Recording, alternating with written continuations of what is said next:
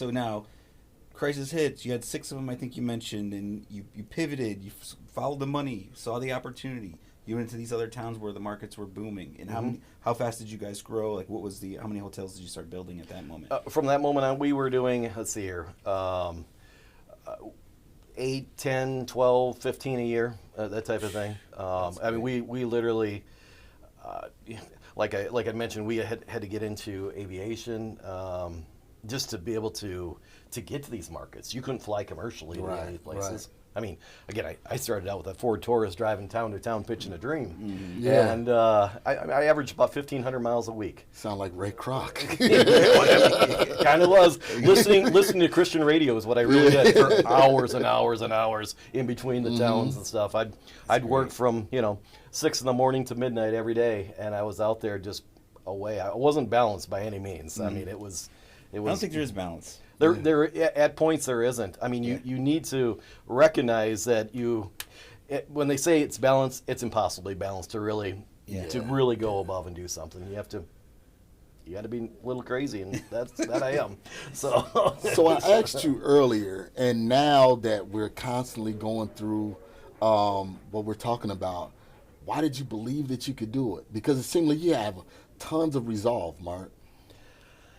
I think it's because think about faith. I don't know. That's what it was. Yeah, not to cut you off. Think about it, like going to rural America, 5,000 people, where ag is the foundation, right? So knowing that, because most of the people that come to those small towns are family members, right? Everybody's connected to everybody. But for you to say, I'm gonna build, a 30-room hotel in this small 5,000 member community.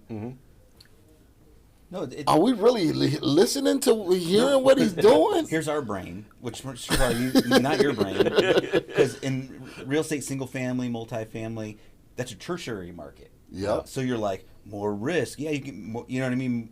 Higher rents, or no, excuse me. You could probably get a higher return on investment. Right. But you're still like, that thing's going to be it's fake. higher risk, If the mining company leaves, you're done. You're thinking like that. Yeah. You just flipped it. I flipped it. It's not a. Yeah. I mean, I had losers by all means. I mean, the reality is when you do go in a small market like that, if the market's wrong, it's wrong. There's nothing you can do about it. So what it is, because we're going small in a small market. He went big in a small market. Yeah. That's what it was. Yeah.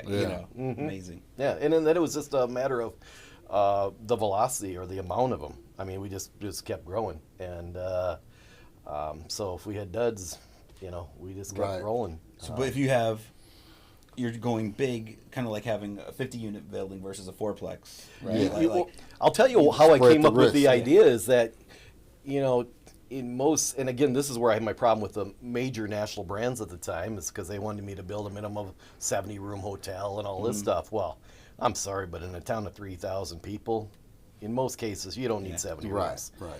You maybe need 30. I mean, and that's stretching in some markets. But the reality is, I looked at it and I'm like, well, if I build smaller, there's a chance that if I do hit great markets, I'm going to run a high occupancy. Yeah. And at that point, I'm going to be able to push rate too and get a good rate. I have no competition. I mean, it's like so it's going to perform pretty well when it's small, because again, you have to fill the first 30 before you can fill the 70.